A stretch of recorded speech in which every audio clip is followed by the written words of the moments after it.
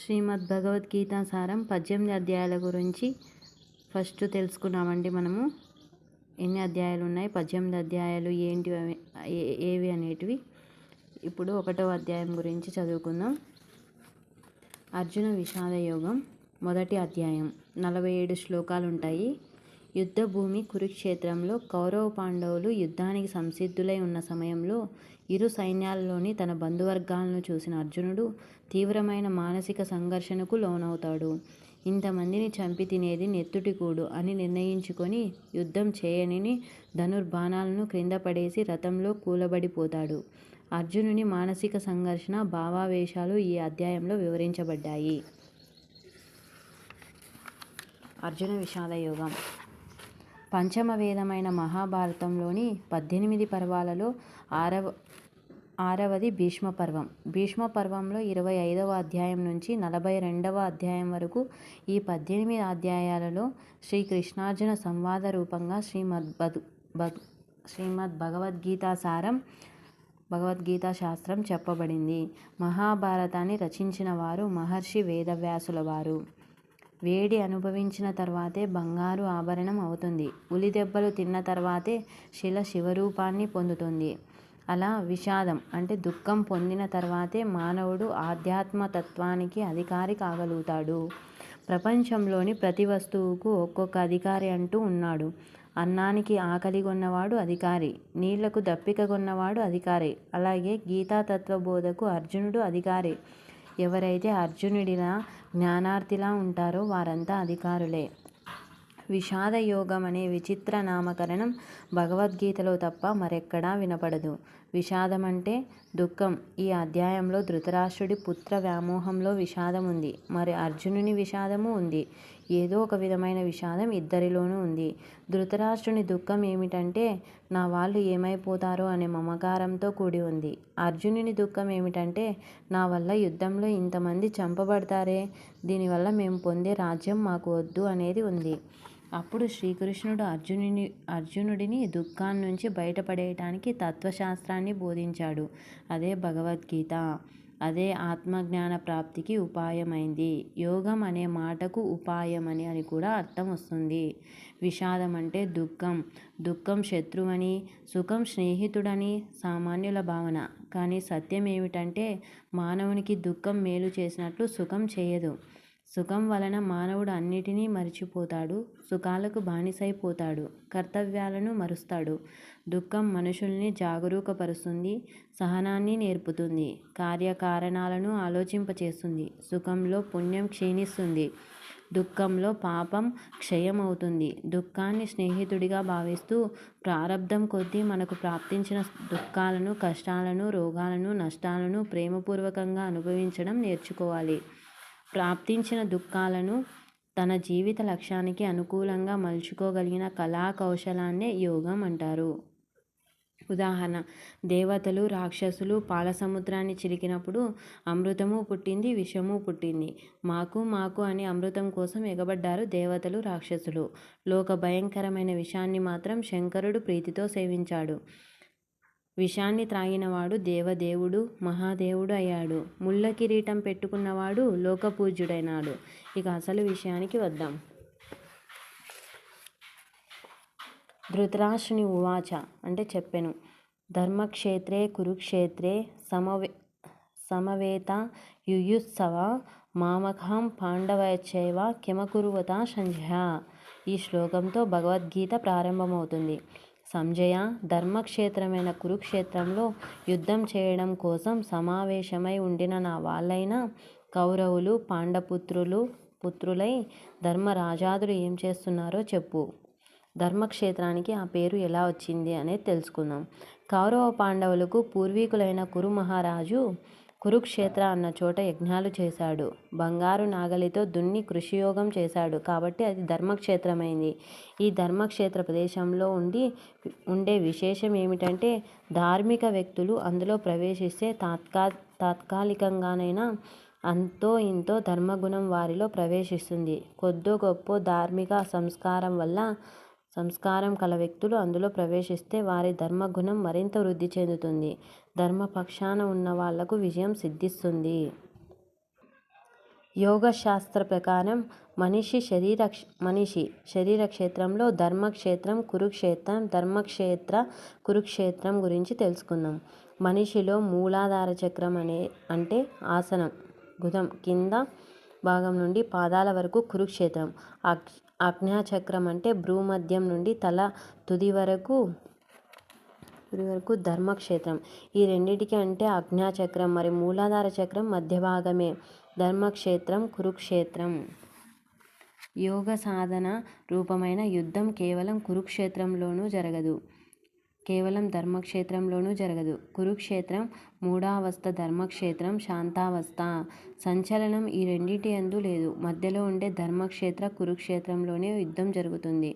సాధనా క్షేత్రం ఇదేనని యోగుల అభిప్రాయం. అంటే సాధన జరగవలసింది మూలాధార, స్వాధిష్టాన, మణిపూరక, అనాహత, విశుద్ధ చక్రాలలోనే. ఇంకా ఈ శరీర క్షేత్రం నుండే కురుక్షేత్రానికి వెళ్దాం. సంజయుడు ధృతరాష్ట్రునితో యుద్ధ సన్నివేశాన్ని వివరిస్తూ కౌరవ రాజుకు దుర్యోధనుడు వ్యూహాకారంగా ఉన్న పాండవ సైన్యాన్ని చూసి ద్రోణాచార్యుని వద్దకు పోయి, ఆచార్యవర్య, ఈ పాండుసేనలో గొప్ప ధనుర్ధార్ధులు, భీమార్జునులతో సమానంగా యుద్ధం చేయగలిగిన వాళ్ళు అనేక మంది శూరులు ఉన్నారు. కొందరిని గురించి మీకు జ్ఞాపకం చేస్తాను, వినండి. యుయుధానుడు, విరాట మహారాజు, ద్రుపదుడు, ద్రౌపది తండ్రి, ఇంకా అనేక మంది వీరులు. ద్రుపదుడు మహారథుడు, అంటే తనను, సారథిని, రథాన్ని రక్షించుకుంటూ 10,000 మంది వీరులతో యుద్ధం చేయగల సమర్థుని మహారథుడు అంటారు. అసంఖ్యాకమైన యోధులతో పోరాడగలిగిన వాడిని అతిరథుడు అంటారు. శత్రుపక్ష వీరుడైన ఒక్కనిలో యుద్ధం చేయగలిగిన వాడిని సమరథుడు అంటారు. తనకంటే తక్కువ బలమున్న వానితో యుద్ధం చేసేవాడిని అర్థరథుడు అంటారు. తర్వాత దుర్యోధనుడు తన సేనలోని ప్రముఖ వీరులను ద్రోణాచార్యునికి గుర్తు చేస్తూ, వారిలో భీష్ముల వారు, కర్ణుడు, కృపాచార్యుడు, అశ్వత్థామ, ఇంకా అనేక మంది వీరులు ఉన్నారు. వారి వారి ప్రాణాలను నా కొరకుగా ధారపోస్తున్నారు. అందరి జీవితాలను తన జీవితం కోసం అని దుర్యోధనుడు అంటున్నాడు. లోకంలో 4 రకాల జీవులు ఉన్నారు. మతార్థ జీవులు, స్వార్థ జీవులు, తటార్థ జీవులు, పరార్థ జీవులు, భోగజీవులు, యోగజీవులు అని 4 ఉన్నారు. మతార్థ జీవులు, స్వార్థ జీవులు అంటే ఇతరుల కష్టసుఖాల గురించి ఆలోచించరు. వాళ్ళు మాకు సేవ చేసేటందుకే పుట్టారు, సేవ చేయించుకోవడం మా జన్మ హక్కు అని భావించేవాళ్ళు. తదర్థ జీవులు, పరార్థ జీవులు అంటే నా జీవితంలోని ఇతరులకు ఏ సేవ చేయగలిగాను అని చూసుకునేవారు. వీళ్ళ సంఖ్య తక్కువే. భోగజీవులు తినడం కోసమే బ్రతుకుతూ ఉంటారు. తమకు రావాల్సిన వాటి కోసం ఎంతటి అన్యాయానికైనా, అక్రమానికైనా వీరు వెనకాడరు. యోగజీవులు శరీరాన్ని బ్రతికించడం కోసం తింటారు. వీరు జీవితం సమాజానికే అంకితం. వీళ్ళది దివ్య జీవితం. వీళ్ళ యోగజీవులు అంటారు. దుర్యోధనుడు ద్రోణాచార్యులతో ఇట్లా అంటున్నాడు. ఆచార్యవర్య, భీష్ముల వారిచే రక్షించబడుతున్న మన సేన 11 అక్షౌహిణుల మహాసైన్యం. భీమునిచే రక్షించబడుతున్న పాండవ సేన 7 అక్షౌహిణులే. అక్షౌహిణి అంటే 21,870 ఏనుగులు, 21,870 రథాలు, 65,610 గుర్రాలు, 1,09,350 పదాతివర్గం.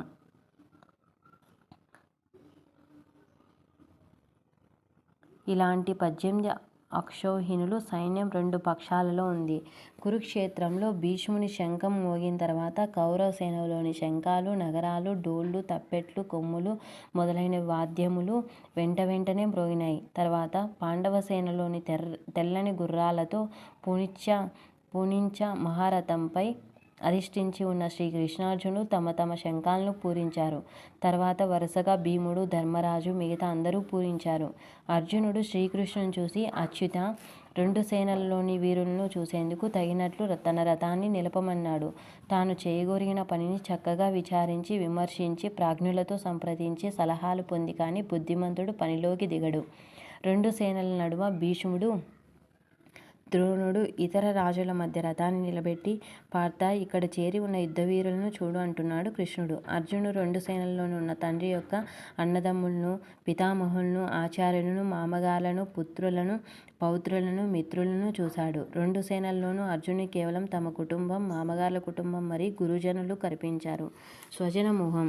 యుద్ధం చేయు కోరిక కలిగి నిలుచున్న ఈ స్వజన సమూహాన్ని చూసి అంతవరకు అర్జునుని లోపల ఉండే యుద్ధ ప్రవృత్తి, ద్వేష ప్రవృత్తి తొలగి మమకార ప్రవృత్తి కలిగింది. ఆ మమకార ప్రవృత్తి ప్రభావంతో అర్జునుడు ఎక్కువగా స్వజన వ్యామోహానికి గురయ్యాడు. అప్పుడు అర్జునుని పరిస్థితి ఎట్లా ఉంది అంటే, నా అవయవాలన్నీ పట్టు తప్పుతున్నాయి, నోరు ఎండిపోతున్నది, చేతిలో నుంచి విల్లు జారిపోతున్నది, నిలబడడానికి కూడా శక్తి లేని పరిస్థితిలో అర్జునుడు కృష్ణుడితో అంటున్నాడు, యుద్ధంలో మన కులాన్నే చంపి పరమ కళ్యాణాన్ని చూడలేకపోతున్నాను. వాళ్ళని చంపితే లభించే రాజ్యం అవసరం లేదు, ఆ సుఖం కూడా అక్కరలేదు. మనకు భోగాలు, విజయాలు అంటే ఇష్టం, కానీ ఎవరి కోసం? వారే లేనప్పుడు ఈ భోగాల వలన ప్రయోజనం ఏమిటి? ఈ యుద్ధంలో నా వాళ్ళనే చంపాలి కదా మధుసూదన. వాళ్ళు నన్ను చంపేసినా సరే నాకు మాత్రం వాళ్ళెవరినీ చంపటం ఇష్టం లేదు. ఓ కృష్ణ,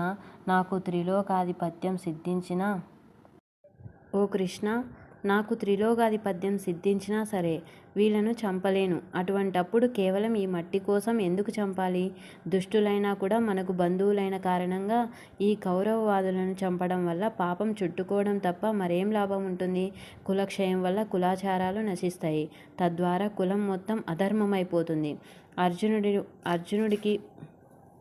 అర్జునుడికి పట్టిన మోహశాపం ఈ విధంగా మాట్లాడిస్తూ ఉంది. మనుష్యుని బంధించేది వస్తువు కాదు, వస్తువు మీది మమకారమే బంధిస్తుంది. మమకారం అనే పిశాచం ఆవేశించిందా ఎట్టి ధీరుడైనా దీనుడైపోతాడు అర్జునుడిలాగా. ఉదాహరణ, ఒకానొక తుమ్మెద ఒకనాటి సాయంకాలం సరదాగా షికారుకు వెళ్ళింది. దారిలో ఒక కొలను కనపడింది. అందులో చాలా తామర పుష్పాలు బాగా వికసించి ఉన్నాయి. ఆ కమ్మని వాసనకు ఆకర్షింపబడి ఆ తుమ్మెద వెళ్ళి ఒక పుష్పంపై కూర్చుంది. ఆ సుఖంలో అది తన్ను తాను మర్చిపోయింది. లేచిపోవాలనే బుద్ధే పుట్టలేదు. అంతలో ప్రొద్దుపోయింది. కాలధర్మాన్ని అనుసరించి ఆ పుష్పం ముడుచుకుపోయింది. తుమ్మెద ఆ పుష్పంలో చిక్కుబడింది. తాను ప్రయత్నిస్తే ఆ బంధాన్నించి బయట రాగలిగే శక్తి దానికి ఉంది. కానీ ఆ పుష్పాన్ని వదిలిపెట్టిపోయేందుకు మనసు ఒప్పక ఆ మమకార జీవి ఆ విధంగా అనుకుంటూ ఉంది.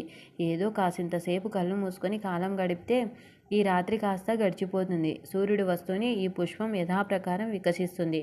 హాయిగా వెళ్ళిపోవచ్చు. ఇంత మాత్రానికి ఈ పుష్పాన్ని ఎందుకు భంగం చేయాలి అనుకుంటూ ఉంది. తానొక్కటే తలిస్తే దైవం ఒకటి తలిచినట్టు తెల్లవారుతూనే ఒక ఏనుగు వచ్చి సరోవరంలోకి దిగి ఆ పుష్పాన్ని తొండంతో తీసుకొని నోట్లో పెట్టుకుంది. తుమ్మెద స్వాహ అయింది. ఎప్పటి పని అప్పుడు చేయకపోతే మమకారబద్ధమై రేపు అనే వాయిదా వేసుకున్న తుమ్మెద చచ్చిపోయింది. అదేవిధంగా మమకార జీవులైన మానవులు దీని బాగు చూసుకుంటూ తమ అసలైన సత్యమైన బాగును బుగ్గిపాలు చేసుకుంటున్నారు. కృష్ణ, ఏ ప్రతీకారము చేయకుండా శస్త్ర సన్యాసిగా ఉన్న నన్ను ఆ ధర్మరాష్ట్రులు శస్త్రధారులై వచ్చి వధించినా సరే అది నాకు క్షేమమే అవుతుంది అని శోకంతో కలతబారిన మనస్సు కలవాడై ధనుర్బాణాలను ప్రక్కన పడేసి రథం మీద అలాగే చతికిల పడిపోయాడు. అర్జునుడంతటి శూర వీరధీరుణ్ణి ఈ మమకార భూతం పట్టి అల్లాడించింది అంటే మరి సామాన్య మానవుని మాటేంటి? దీనికి తరుణోపాయంగా శ్రీకృష్ణుడు అర్జునుడికి నిమిత్తమాత్రంగా పెట్టుకుని ధర్మక్షేత్రంలో ధర్మజ్ఞాన బోధను విశ్వమానవాళికి వినిపించాడు.